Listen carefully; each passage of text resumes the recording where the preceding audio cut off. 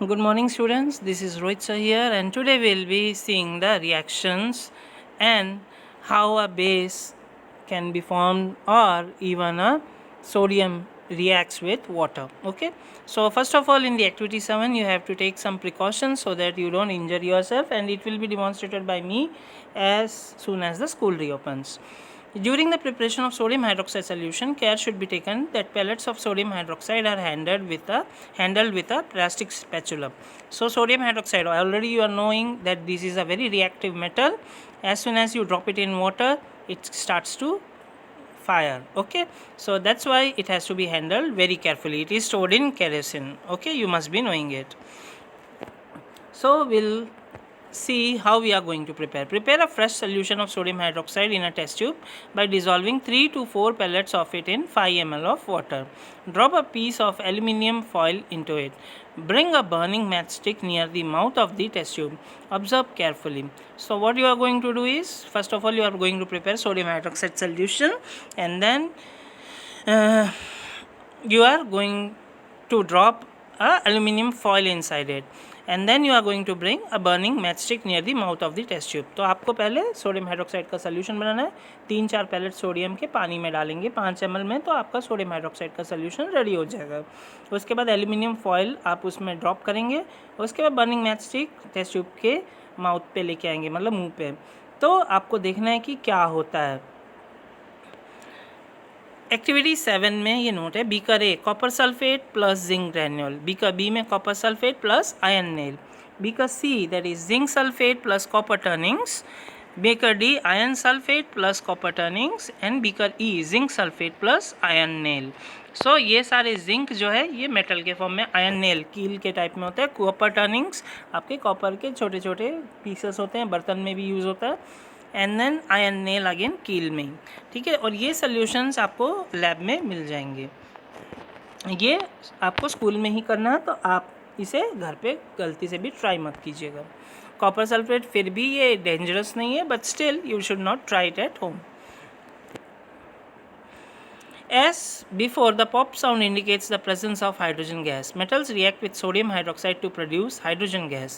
Reaction of non-metals with bases are complex.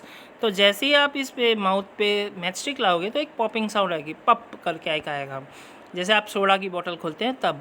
तो क्या हो रहा है एक्चुअल में, मेटल्स जो है सोडियम हाइड्रोक्साइड के साथ रिएक्ट करते हैं और हाइड्रोजन गैस को लिबरेट करते हैं. और हाइड्रोजन गैस हाईली फ्लेमेबल होता है, इसीलिए भड़ाके जैसा होता है. So reactions of non metals with bases are complex. ये कॉम्प्लेक्स रिएक्शन होता है, इसमें हाइड्रोजन निकल जाता है, बट जो मेटल और जो अदर कंपोनेंट है ये दोनों साथ में रहते हैं. कोऑर्डिनेशन कॉम्प्लेक्स, ये आप आगे 11-12 में पढ़ेंगे. Now displacement reaction. डिस्प्लेसमेंट से ही आपको वर्ड से ही समझ में आ रहा होगा कि डिस्प्लेस मतलब कोई चीज़ जगह से हिल रही है तो उसे हम डिस्प्लेस कहते हैं. Okay, so let us see what happens. Take 500 ml beakers and label them as A, B, C, D, E. Take about 50 ml of water in each beaker. Dissolve in each beaker a teaspoon of each substance. तो आपको 100 ml के 5 beaker लेने हैं और उसमें 50 ml water लेना है, और इनमें आपको जो सब्सटेंस बोले जा रहे हैं वो डिज़ोल्व करने हैं. You have read that one metal displaces another metal from its compound in aqueous solution. Already आपने ये 7th में पढ़ा था डिस्प्लेसमेंट रिएक्शन. तो इसमें ये डिस्प्लेस करेगा जब ये पानी में होगा. इन beaker a zinc Zn replaces copper Cu from copper sulfate. That is why the blue color of copper sulfate disappears and a powdery red mass of copper is deposited at the bottom of the beaker. The reaction can be represented as follows. तो सबसे पहले आप copper sulphate solution में zinc drop कर रहे हैं. Zinc का granule होता है मेटल, हम ड्रॉप करेंगे. तो आपने ऑलरेडी ये पढ़ा हुआ है. तो कॉपर सल्फेट होता है ब्लू कलर का सोल्यूशन होता है, और जैसे ही जिंक रिएक्ट होगा तो वो जो है कॉपर जो है रेडिश कलर नीचे डिपॉजिट हो जाता है, मतलब बैठ जाएगा. Finally the solution will be of zinc sulphate and copper. तो आप देख सकते हैं जिंक इसमें एंटर किया और CuSO4 में से जिंक Zn ने अपना लिंक कर लिया SO4 के साथ और कॉपर को अलग कर दिया. You can write down the reaction taking place in beaker be in a similar manner. तो बीकर बी में भी जो हो रहा है आप अपने हिसाब से लिख सकते हैं, जैसे CuSO4 and iron nail Fe. तो यहाँ पे FeSO4 plus Cu, copper again नीचे बैठ जाएगा. Now observation, there could have been displacement of zinc by copper in beaker C and by iron in beaker E. Similarly, iron could be displaced by copper in beaker D. Since we do not see any change in beaker C, we can infer that copper is not able to replace zinc from zinc sulfate. But why? When zinc can replace copper in beaker A, why cannot copper replace zinc in beaker C?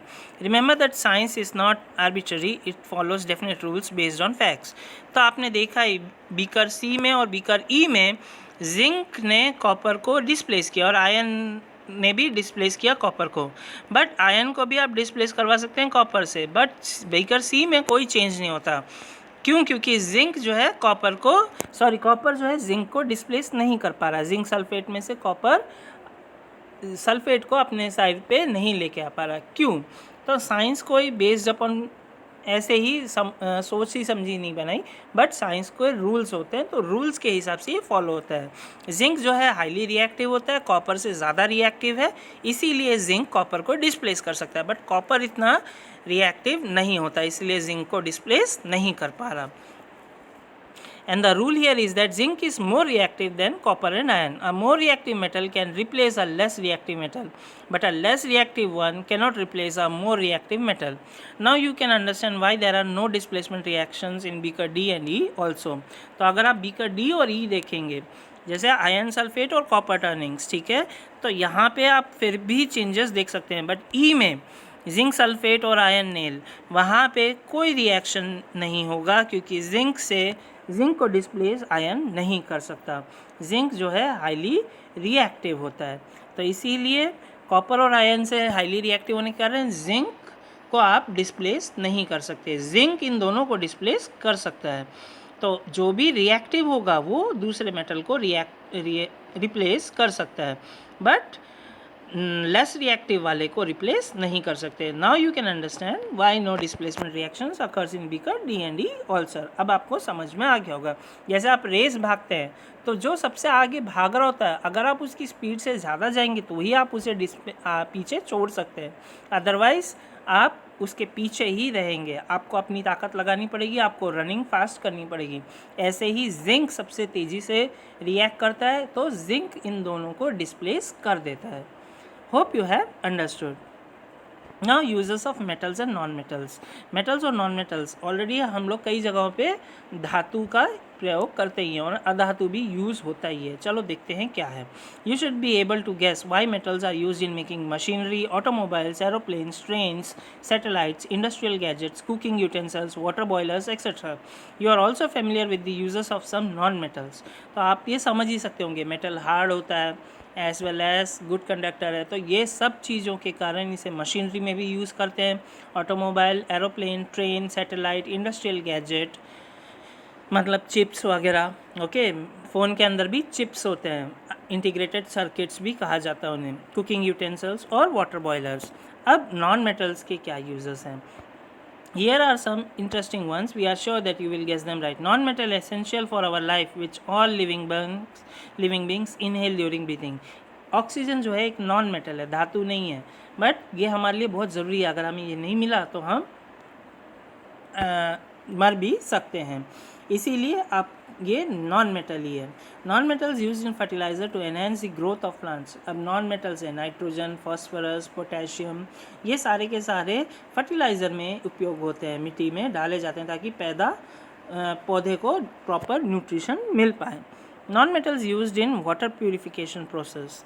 Non metal जैसे chlorine, again water purification में use होता है. Non metal use in purple coloured solution which is applied on wounds as a antiseptic. Iodine का solution आप लोग देखते हैं, आपको चोट लगता है तो आपको आयोडीन सोल्यूशन लगाया जाता है. Non metals are use in crackers.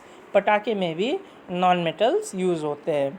You may add some more uses of metals and non metals from your experience. आप अपने एक्सपीरियंस के अनुसार भी मेटल्स और नॉन मेटल्स के यूजेस लिख सकते हैं. Now, what are elements? You have learned that in chemical reaction, new substances are formed. These substances are different from those which underwent the reaction. Now, if a substance cannot be broken down further by chemical reaction, by cooling, heating, or by electrolysis, it is called an element. sulfur is an element, so is iron, carbon too is an element. The smallest unit of an element is atom. A sample of an element contains only one kind of atoms. The atoms of the element remains unaffected by physical changes in the element. तो already आपने chemical reaction देखा, उसमें कई कई नई चीज़ें बनती हैं और ये सब्सटेंसेस जो हैं ये डिफरेंट होते हैं, जिन्हें हम लोगों ने जिनको स्टार्टिंग प्रोडक्ट जैसे जिंक है, कॉपर सल्फेट लिया तो जिंक सल्फेट और कॉपर बना, ठीक है। तो ये रिएक्शन के टाइम पे तो पहले तो हमने कॉपर सल्फेट और जिंक रखा था, बाद में ये जिंक सल्फेट एंड कॉपर बन गया। तो जो सब्सटेंस है जिंक के से नीचे आप इसे तोड़ नहीं सकते, जिंक जो है लास्ट होता है उसको आप तोड़ नहीं सकते, या कॉपर लास्ट पहुंच गए तो कॉपर को हम और ब्रेक डाउन नहीं कर सकते। तो ये सिर्फ सिंगल यूनिट में जब प्रेजेंट होते हैं इन्हें हम एलिमेंट कहते हैं।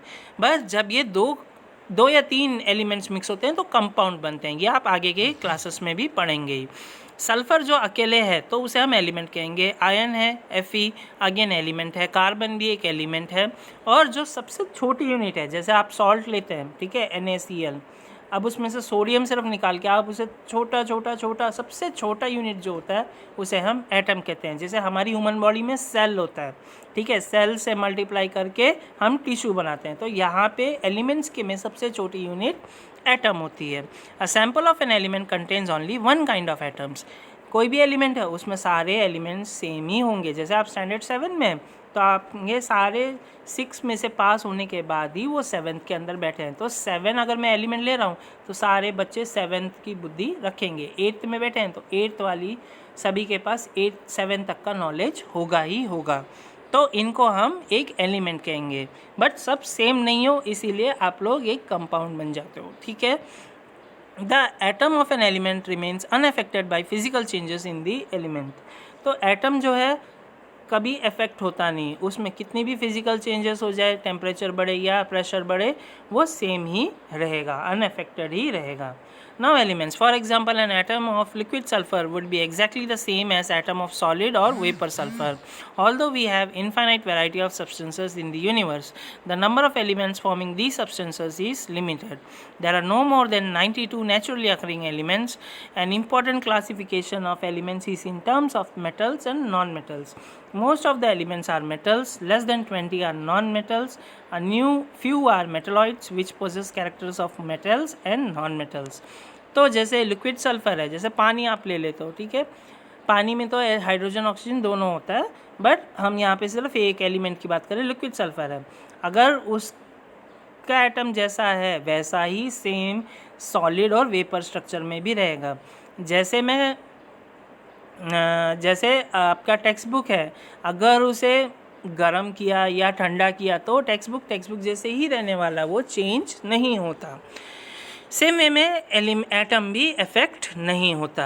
हमारे पास वैसे तो इनफाइनाइट वैरायटी हैं सब्सटेंसेस में, बट एलिमेंट्स जो हैं वो बहुत लिमिटेड ही फॉर्म होते हैं और नेचुरली अकरिंग एलिमेंट सिर्फ 92 ही हैं।